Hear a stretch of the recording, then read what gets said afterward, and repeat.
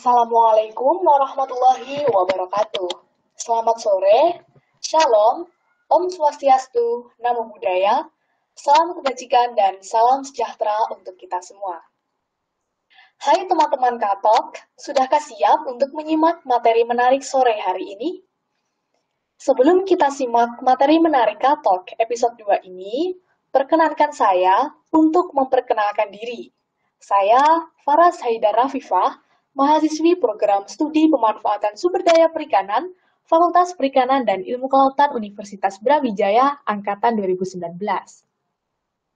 Selaku moderator, saya akan memandu jalannya Kampistan Talk episode 2 dengan tema Tips dan Trik Mendesain Model Kapal Perikanan. Sore hari ini tentunya saya tidak sendiri. Saya ditemani oleh narasumber hebat dari pemanfaatan sumber daya perikanan langsung. Sore hari ini kita akan berbincang dengan mahasiswa program studi pemanfaatan sumber daya perikanan kurang lebih selama 45 menit ke depan. Baik, sebelumnya saya akan sapa dulu nih narasumber kita, ada Kak Diantri Larasati dan juga Kak Syafril Mayudinata. Apakah sudah bergabung? Sudah. Halo Kak Farah, sudah. Oke, terima kasih Kak Dian dan juga Kak Syafril. Baik, sebelum kita memulai membahas ataupun berbincang dengan narasumber kita, saya sebagai moderator akan memberikan pengantar singkat nih tentang apa sih yang nantinya akan kita bahas. Baik, hampir sebagian besar atau dapat dikatakan kurang lebih 65% permukaan bumi terdiri dari perairan ataupun lautan, di mana lautan ini saling terhubung dan membentuk jalur pelayaran dunia. Pentingnya eksistensi lautan untuk kepentingan kegiatan transportasi laut dunia sebagai pengantar barang, penumpang, dan berbagai macam jenis kegiatan industri maritim dunia. Bahkan, hal ini telah diatur oleh PBB tentang hukum laut pada UNCLOS 1982 atau United Nations Convention on the Law of Sea yang kemudian diratifikasi berbagai negara tanpa terkecuali Indonesia pada Undang-Undang Nomor 17 Tahun 1985. Sehingga pentingnya keterampilan dengan diawali oleh minat untuk dapat membuat suatu kapal sebagai sarana prasarana transportasi maritim dunia perlu ditingkatkan kepada mahasiswa kelautan dan perikanan, terkhususnya program studi pemanfaatan sumber daya perikanan. Baik, itu adalah pengantar singkat dari saya.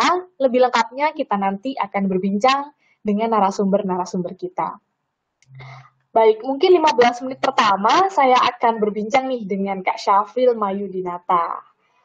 Halo Kak Syafril. Iya, halo. Baik, mungkin suaranya bisa lebih keras sedikit ya Kak Syafril. Sudah jelas?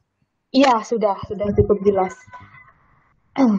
Oke, Kak Syafril boleh sapa dulu nih teman-teman yang ada di sini.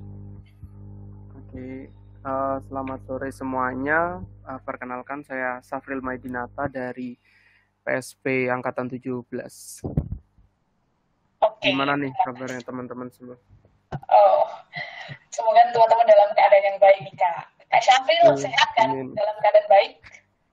Alhamdulillah baik. Alhamdulillah. Sekarang lagi di mana nih Kak? Sekarang lagi di Malang sih. Oke, sekarang lagi ada di Malang. Oke, tadi Kak, kita pada sore hari ini akan berbincang tentang tips dan trik mendesain model kapal perikanan nih. Dari Kak Syafril, sejak kapan Kak berkecimpung di dunia pemodelan kapal? Oke, jadi untuk awal mula bisa dikatakan suka atau minat munculnya kapal sih dulu ketika ada kalau nggak salah itu praktikum kapal perikanan. Nah, terus dilanjut ada lagi namanya praktikum RBKP. Nah, dari situ tuh aku mulai kayak suka dengan permodelan kapal karena dasarnya sendiri memang suka ngedesain gitu. Jadi ketika ada 2 praktikum itu jadi makin tertarik gitu, makin tertantang untuk mempelajari lebih lanjut. Oke, berarti dari dari dasarnya memang sudah memiliki ketertarikan ya Kak di dunia desain, kemudian didukung lagi oleh adanya praktikum kayak gitu. Terus mungkin dari Kak Syafril ini pernah nggak sih Kak kayak mengalami kesusahan gitu waktu mendesain kapal? Uh, Kalau ngomongin kesusahan ketika mendesain sih pasti ada ya, karena bagiku juga mendesain kapal itu hal baru gitu, nggak seperti materi-materi desain yang aku pelajari ketika di SMA gitu yang hanya basic-basic aja. Kan kalau di kapal lebih spesifik dan apa ya, ada inputan-inputan data untuk melakukan desain atau perhitungan itu yang nggak sembarangan juga gitu. Makanya pasti ada kesulitan-kesulitan sih. Nah, tapi di situ juga tuh tantangannya semakin terpacu untuk mempelajari gimana sih kok ini error, ini nggak bisa gitu. Jadi makin tertantang juga. Oke, lumayan menarik nih. Kayak Syafril tadi menyampaikan bahwa semakin susah atau semakin rumit desainnya akan semakin tertantang.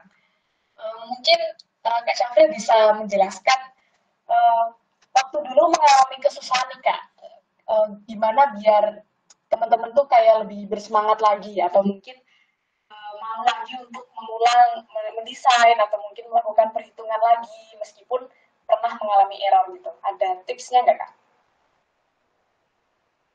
Tipsnya apa ya?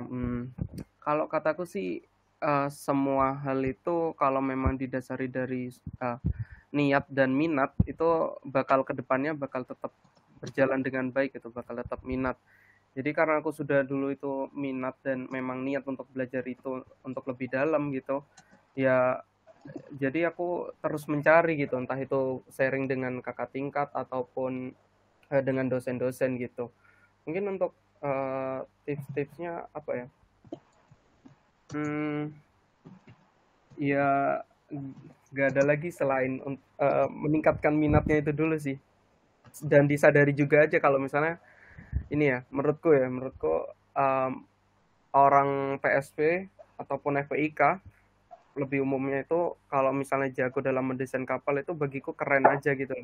Karena kita di dalam PSP itu nggak diajarin banget mengenai kapal itu sendiri, hanya sekilas-sekilas saja. Jadi kalau ketika kita mendapatkan masalah ketika mendesain tadi banyak gagalnya gitu, terus kita belajar lagi dan kita ternyata mampu untuk melewati itu, menurutku itu sebuah prestasi gitu aja sih. Oke, Kak Syahril juga menyampaikan bahwa bisa desain kapal, apalagi jadi seorang mahasiswa PSP, mahasiswa FPIK itu hal yang keren. Terus tadi disinggung juga nih tentang kalau bisa melewati suatu tantangan, bisa mengalahkan rasa malesnya buat nyoba-nyoba lagi itu adalah suatu prestasi. Tentunya Kak Syafril ini udah banyak banget prestasinya ya, khususnya di bidang kapal, pemodelan kapal dan sebagainya, karya tulis juga seperti itu. Dan Kak Syafril ini selain mahasiswa yang memiliki banyak prestasi, banyak pengalaman, tentunya memiliki kesibukan lain di dunia asisten praktikum, di dunia organisasi. Menyinggung hal tersebut nih Kak, bagaimana cara Kakak untuk membagi waktu nih antara kesibukan sebagai mahasiswa di kuliah, kemudian sebagai asisten praktikum, kemudian sebagai organisatoris. Oke, baik. Masalah membagi waktu ya. Kalau aku sih, kalau dulu mungkin aku dapat pengalaman mengenai bagi waktu itu ketika ini sih wawancara asisten praktikum. Jadi ketika daftar asisten praktikum itu selalu ditanyai terkait apa ya, prioritas gitu. Nah dari situ mungkin aku kayak dapat gambaran gitu. Jadi yang aku utamain karena tujuannya ke sini, ke Malang, itu memang untuk kuliah. Jadi ya yang pertama yang ditamain itu kuliah gitu. Dalam hal ini praktikum praktikum buat aku sendiri untuk menunjang nilai-nilai kuliah itu ya harus didahulukan gitu. Mengenai ntar asisten itu ya kita setelah kita itu menyelesaikan kewajiban kita gitu untuk di kuliah. Walaupun juga menjadi asisten itu kan sebuah kewajiban dan memang sudah kita pilih ya, kita harus bertanggung jawab itu. Jadi aku tetap menjalankan terkait kuliahnya dulu. Nah, untuk kalau yang hobi mendesain dan sebagainya ataupun ikut lomba atau apapun itu ya aku kerjakan setelah kedua kewajiban itu selesai gitu sih. Oke, terima kasih Kak Syafril atas jawabannya. Berarti kita harus tahu ya Kak, apa saja prioritas kita, kemudian bagaimana menyusun prioritas itu agar bisa berjalan seimbang, berjalan selaras, dan tentunya semua bisa memberikan kita bisa memberikan yang terbaik untuk setiap fokusnya. Oke, terima kasih Kak Syafril. Saya mau nanya ini Kak, tadi kan Kakak menyebutkan bahwa anak PSP, anak FPIK yang bisa mendesain kapal itu adalah keren, kemudian semua hal itu harus didasari dengan minat, kemudian niatnya juga, terus sharing dengan kakak tingkat dan dosen, dan sebagainya. Menurut kakak sendiri nih, setelah banyak sekali pengalaman ya di PSP itu, khususnya di bidang pemodelan kapal, apa manfaat menurut kakak yang kakak dapatkan dari yang sudah selama ini dilalui kak? Oke, mungkin untuk manfaat ya kalau ngomongin tentang kapal sendiri, apa ya? Lebih ini aja sih, lebih kayak sama dosen-dosen mungkin kalau mengenai tugas atau materi-materi kapal lebih dipercaya gitu. Kalau misalnya ada materi ataupun lomba terkait kapal gitu mesti untuk ketika dosennya itu nggak bisa untuk membimbing mahasiswanya, nanti bisa minta tolong bantuan gitu untuk menjelaskan apa yang dituju dari anak bimbingan dosen tersebut gitu. Jadi kayak lebih percaya diri aja. Oke, berarti keren banget Kak. Salah satu manfaat yang bisa dirasakan itu menjadi kepercayaan dosen, dan itu hal yang luar biasa sih menurut saya. Keren nih Kak Syafril nih. Menyinggung tentang tadi Kak, bahwa anak FPIK yang bisa desain kapal itu keren dan perlu untuk belajar dan terus belajar. Kalau menurut Kakak sendiri nih, bagaimana tanggapan dari Kak Syafril tentang minat mahasiswa PSP khususnya terhadap pemodelan kapal? Oke. Kalau menurutku sih terkait minat permodelan kapal sendiri, menurutku masih kurang ya. Dilihat dari mana itu, yang pertama ketika kemarin skripsi kan pasti banyak sharing-sharing gitu sama teman-teman ataupun dari dosen-dosen gitu. Itu masih banyak masih banyak yang ngambil topik itu lebih ke mungkin ke pelabuhannya atau perikanan tangkapnya gitu, atau hal-hal lain gitu yang sudah banyak diambil oleh pendahulu-pendahulunya. Nah, tapi di bidang kapal sendiri ini masih kurang gitu, masih sedikit yang mengambil tentang kapal perikanan. Nah, padahal menurutku sih kapal perikanan itu juga penting, karena apa kan, kalau ngomongin penangkapan gitu ya, penangkapan di laut, untuk kita menuju suatu fishing ground itu dari fishing base kan membutuhkan alat atau transportasi. Nah, itu kan di situ kapal kan, di sini ngomongnya kapal. Jadi menurutku kapal itu nggak boleh dilupain gitu, suatu hal yang penting dalam melakukan penangkapan, ditinjau dari banyak segi gitu. Jadi masih banyak yang bisa dikulik, dan seharusnya mahasiswa PSP menyadari itu sih, menyadari akan pentingnya kapal itu sendiri, kapal perikanan ya di sini ngomong. Mungkin itu sih. Tambahan mungkin kalau ngomongin dari segi manfaat ya, segi manfaat yang bisa diambil gitu untuk jangka panjangnya, mungkin teman-teman kalau memang menekuni banget nih dalam bidang kapal, khususnya kapal perikanan, teman-teman kan bisa untuk di masa depan mungkin bisa jadi drafter itu semacam arsitek gitu ya, arsitek perkapalan.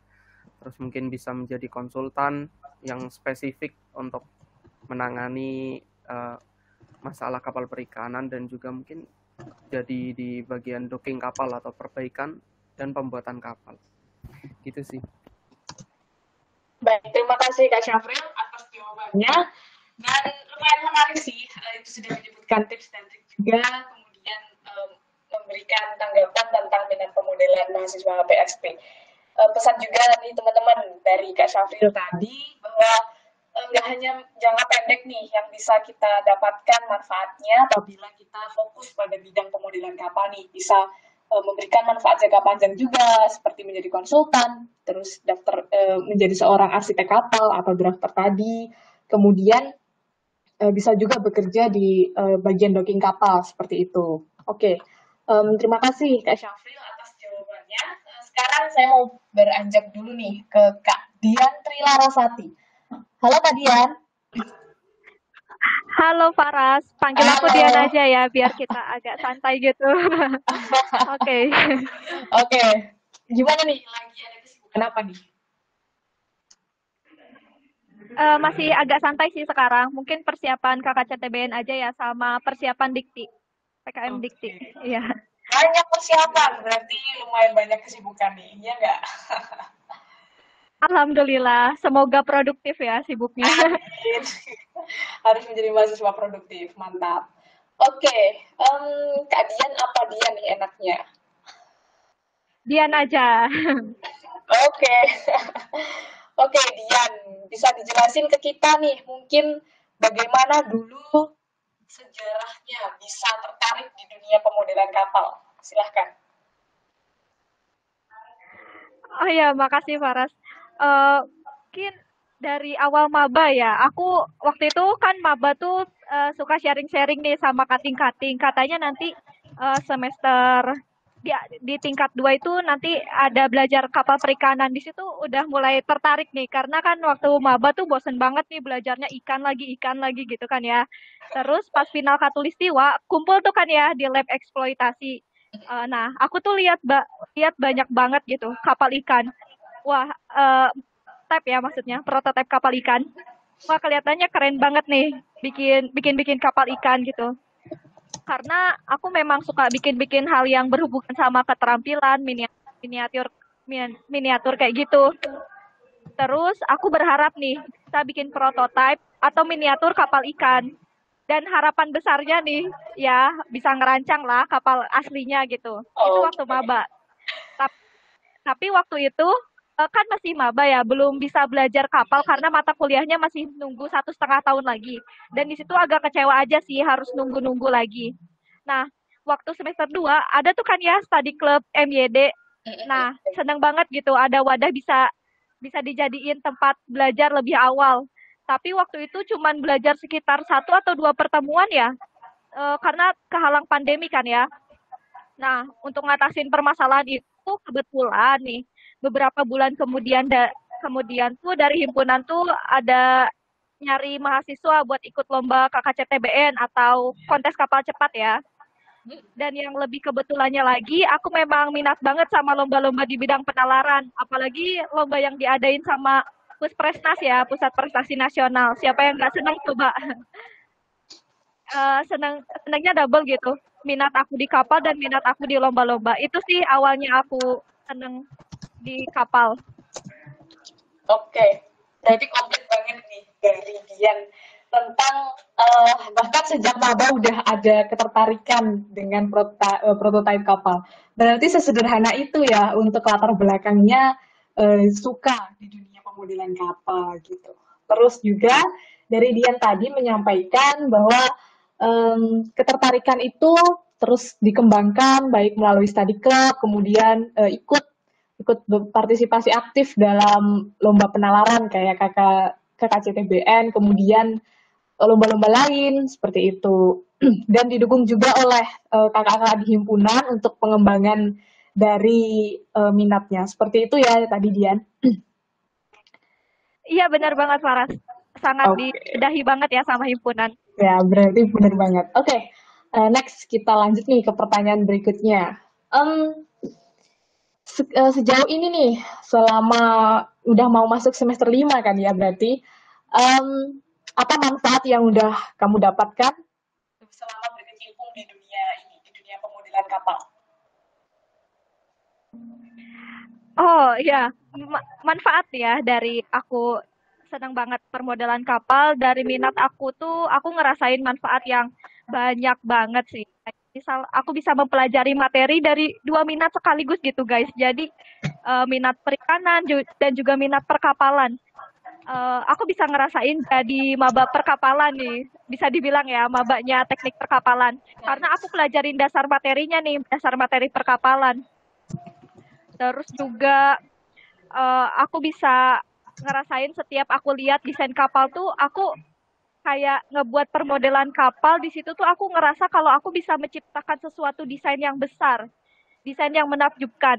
Ya desain kapal karena kan kita tahu sendiri kapal itu besar, kapal itu eh, bisa apa ya, bisa bergerak, bisa kita melihat langsung gitu wujudnya tuh dan manfaatnya buat orang-orang juga banyak. Jadi kayak apa ya, manfaatnya tuh kayak banggaan aja buat diri sendiri aja gitu sih. Oke, berarti benar-benar keren sih. Semakin kesini obrolannya semakin menarik nih tentang pemodelan kapal. Harusnya teman-teman juga terus menyimak ya obrolan Kampus Talk pada sore hari ini. Oke, berarti tadi dari Dian sendiri udah banyak banget ya manfaat yang didapatkan, termasuk seperti apa ya, bisa fokus di dua peminatan seperti perikanan juga dan juga perkapalan. Keren sih, keren. Oke, kita ketahui bersama ya bahwa Dian ini salah satu mahasiswa yang aktif, produktif, dan juga prestatif asik. Berarti tentunya banyak banget tips yang harusnya bisa dibagi dong. Bagaimana cara memanajemen waktu, kemudian bagaimana juga ceritanya nih bisa menjadi juara bahkan tingkat nasional, dan juga banyak juara satunya nih gimana tuh? Dari Dian mungkin bisa share ceritanya gimana proses sampai menjadi juara kayak sekarang. Oke, mungkin tentang tadi dulu menyinggung manajemen waktu ya. Ya Aku silahkan. benar-benar di lomba ini aku benar-benar belajar banget gimana itu manajemen waktu karena samping itu kita kuliah, kita organisasi dan juga kita lomba di situ perlu banget sih manajemen waktu.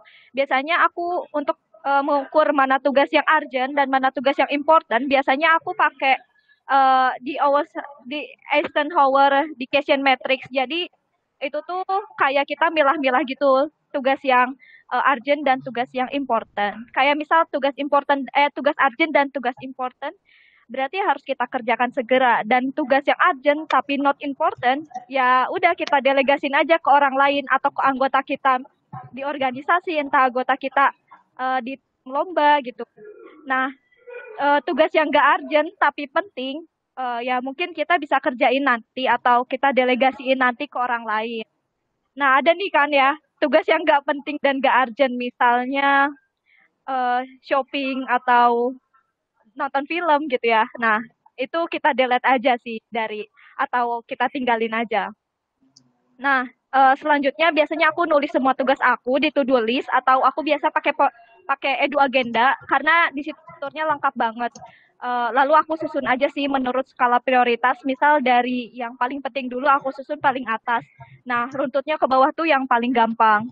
Nah, selanjutnya tuh aku biasa kan pakai di Edu Agenda itu ada checklist juga dan aku ngerasa nih ya, kalau pakai checklist itu tugas aku tuh satu-satu mulai berkurang gitu, membuat mindset aku tuh seperti ayo nih dikit lagi, ayo nih bisa dikit lagi gitu. Nah, selanjutnya aku pakai Pomodoro teknik. Mungkin nggak asing ya buat teman-teman tentang Pomodoro teknik ini. Biasanya di Pomodoro teknik ini aku pakainya ya yang 25 menit buat belajar dan 5 menit buat istirahat. Tapi itu tergantung diri kita sih mau netepin waktunya berapa dan aku biasa pakai segitu. Dan 5 menitnya biasanya aku buat segerin pikiran kayak misal tidur-tiduran, lihat sekeliling gitu, lihat yang ijo-ijo, lihat keluar kos atau gimana gitu ya.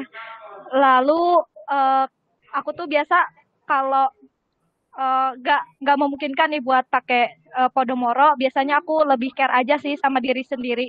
Kayak misal kalau udah ngerasa jenuh atau capek, baru aku take a break. Selanjutnya aku ya menghilangkan semua distraksi nih kalau mau nugas atau mau persiapan lomba. Kayak misal ada yang ngeganggu aku yang berisik, berarti aku harus pindah tempat atau misal notifikasi HP aku tuh ganggu nih. Berarti aku matiin notifikasi HP. Dan terakhir biasanya kalau udah banyak banget yang harus aku kerjain, aku mulai multitasking. Tapi multitask ini beda. Jadi kalau aku multitask itu aku ngegabungin antara tugas yang sulit dan tugas yang mudah. Jadi tetap bisa fokus gitu. Itu aja sih kalau manajemen waktunya ya, Faras. Oke, berarti keren sih, Mbak. Keren banget. Itu secara nggak langsung ngasih aku tips juga nih biar bisa manajemen waktu lebih baik. Entah dengan mengkategorikan kayak tadi urgent important, kemudian bikin to-do list, kemudian checklist yang udah di list tadi, kemudian apa ya, seperti menghilangkan distraksi itu juga penting karena sebagai seorang mahasiswa pasti kita juga diwajibin untuk bisa multitasking. Endingnya seperti itu, bener nggak Dian? Iya, bener banget. Multitaskingnya harus fokus banget. Jadi distraksi ini harus kita delete nih, Faras. Iya bener-bener, itu keren sih, keren. Oke, dari penjelasan tadi yang udah lengkap banget, termasuk multitasking, termasuk istilahnya memberikan spesifikasi, ini tugas ini lumayan susah nih, ini mudah, dan kita bisa mix and match ya. Jadi biar bisa fokus lagi. Tadi Dian bisa juga dong jelasin gimana nih prosesnya bisa menjadi juara. Mungkin waktu awal masih takut untuk mencoba atau mungkin takut untuk salah, itu bisa dibagi dong tipsnya biar teman-teman yang mungkin pengen fokus di pemodelan kapal tuh nggak takut dan dia bisa jadi sampai juara kayak Dian. Coba silahkan. Iya, makasih Faras. Mungkin awalnya ya karena udah minat juga kan ya di lomba-lomba. Nah, ada kebetulan nih kan ada kakak CTBN, terus waktu itu dari Litbang juga ya, dari Mbak Konenta tuh nyari anak-anak yang minat buat ikut lomba. Nah, kebetulan waktu itu aku sama tim aku tuh minat nih ikut lomba. Di situ tuh sebenarnya bener banget ada rasa takutnya, sumpah. Kayak karena ya aku ngelihat gitu saingannya, wow, univ-univ yang emang ada teknik perkapalannya karena emang fokus mereka di kapalan. Tapi ya aku tuh di situ nanamin mindset. Aku harus menang. Aku nggak pernah mikir, aduh gimana ini kalau kalah, gimana kalau kalah, gimana kalau kalah. Tapi aku nanamin mindset, besok aku harus menang. Besok aku harus menang. Gimana caranya aku bisa menang? Gimana caranya aku bisa menang? Gitu aja. Jadi nanamin mindset yang positif. Tentunya kan karena saingan-saingannya juga susah-susah ya kita harus belajar juga. Nah, itu dia Kak harus mengorbankan waktu ya untuk belajar, untuk nggak bisa terlalu fokus sama misal organisasi, mulai dikurangin waktu itu. Nah, aku waktu itu uh, udah mulai fokus aja nih dan kebetulan waktu itu ada beberapa waktu untuk belajar kapal dan itu aku manfaatin waktunya benar-benar. Dan waktu di hari H, aku nggak mikirin hal lain, nggak mikirin aku takut kalah, tapi aku mikirin aku harus jawab sebenar-benarnya di depan juri gitu. Jadi selama lomba, do the best aja, jadi berikan yang terbaik aja. Nah, selanjutnya untungnya nih ya sekarang tuh ada ini kan ya ada ship modeling. Nah, ship modeling ini kan kita tuh belajar kapal yang kapalnya itu nggak hanya spesifik ke kapal perikanan tapi juga kapal-kapal yang lain kayak misalnya waktu aku lomba nih kapal roro itu kapal penumpang. Nah, dari ship modeling itu yang sekarang nih ya kita tuh bisa belajar di luar jam kuliah gitu. Jadi enak banget kayak dapet apa ya kuliah tambahan tapi gratis, benar-benar gratis dan menurutku ya skill perkapalan ini tuh mahal banget. Kayak kalau misalnya mau ikut kursus perkapalan, coba harus bayar berapa? Mau ikut kelas perkapalan harus bayar berapa? Tapi di ship modeling ini di nggak bayar gitu dan gratis, benar-benar gratis dan di mana kita tuh bisa sharing sepuasnya gitu ya. Nah, setelah mantap nih ilmu dari ship modeling, baru nih kita lomba-lomba perkapalan. Kebetulan ke tahun ini juga ada kakak CTBN lagi dan alhamdulillahnya kita ngirimin lebih banyak tim lagi. Itu aja sih Faras kalau dari aku. Oke, terima kasih Dian. Aku selama menyimak kamu menyampaikan itu kayak, oh wow gitu. Terima kasih loh. Ini jadi kita sendiri ya teman-teman khususnya apabila kita punya minat nih di bidang pemodelan kapal, jangan memberikan mindset yang negatif dulu. Jadi benar yang disampaikan oleh Dian tadi, kita harus positive thinking bahwa kita bisa melakukan ini yang terbaik, kita harus ngasih yang terbaik. Itu lumayan penting dan harus banget dilakuin. Jiwa-jiwa seorang pemenang seperti menyampaikan besok aku harus menang, aku harus lakuin yang terbaik biar besok menjadi yang terbaik seperti itu. Terus ada lagi tadi kata Dian, ya harus ada yang dikorbankan. Mungkin kita harus mengorbankan waktu yang harusnya buat nongkrong atau buat hal-hal yang kurang penting itu untuk belajar, kemudian untuk sharing lagi dengan kakak-kakak atau teman-teman yang lebih berpengalaman, kemudian meyakini bahwa eh, perkapalan, skill perkapalan itu adalah hal yang mahal gitu. Bukan sesuatu yang murah didapatkan dengan ya gitu-gitu aja, tapi sesuatu yang benar-benar penting dan patut untuk kita pelajari. Oke, Dian, aku mau nanya lagi nih. Menurut kamu bagaimana minat pemodelan kapal dari mahasiswa PSP sendiri? Eh, Kalau dari mungkin aku lihat dari teman-teman aku ya, yang lebih dekat sama aku yaitu angkatan 2019. Di angkatan 2019 sendiri yang minat kapal tuh sedikit sih kalau menurutku, nggak sampai setengahnya dari total angkatan. Nah, tapi di situ eh, kayak teman-teman yang minat kapal tuh ngajak teman-teman lain untuk sini dong, ayo kalau misalnya kamu minat kapal tuh kamu bisa gini gini gini gini gini gini gitu. Eh, Ya kita kasih tahu manfaatnya apa gitu. Baru mereka pada ikut gitu. Oh ya, ayo aku join gitu. Karena sedikit demi sedikit mungkin ya, nggak bisa semuanya minat di perkapalan, apa permodelan kapal. Jadi ya harus diajak-ajak lagi sih. Karena ya itu kan eh, minat tuh kan nggak bisa dipaksakan juga kan ya. Aja sih Faras. Oke, berarti dari Dian sendiri juga menyadari dan juga mengamati secara nggak langsung ya tentang minat pemodelan dari teman-teman PSP, apalagi angkatan 2019 seperti itu, karena terbilang itu yang paling dekat seperti itu ya.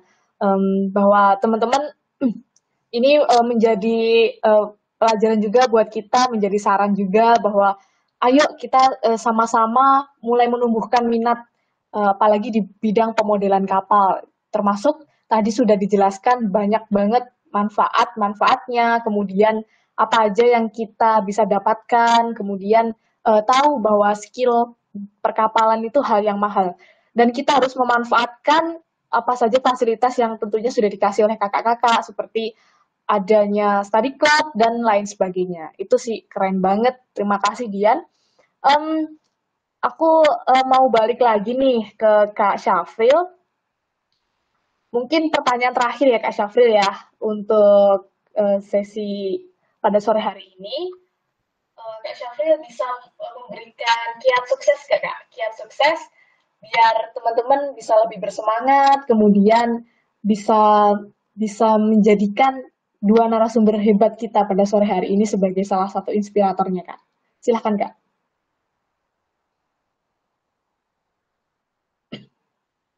Oke, mungkin untuk kiat suksesnya apa ya?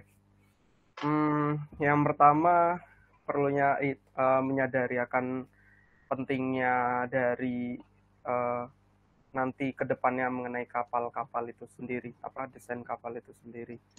Sama mungkin ini sih kayak coba mengamati lebih banyak mengenai peluang-peluang yang terjadi gitu ketika kita di PSP gitu, nanti di dunia kerja sendiri, skill apa sih yang bisa kita tunjukkan gitu, yang membedakan kita dengan teman-teman yang lain. Mungkin kalau dari alat tangkap ya memang itu uh, prodi kita memang alat tangkap gitu, mungkin sudah banyak mempelajari. Nah tapi apa sih yang lebih yang spesial dari teman-teman itu sendiri nanti ketika kualifikasi di pekerjaan gitu, apa yang menjadi nilai lebihnya. Nah di situ mungkin teman-teman bisa menyadari gitu, menggali.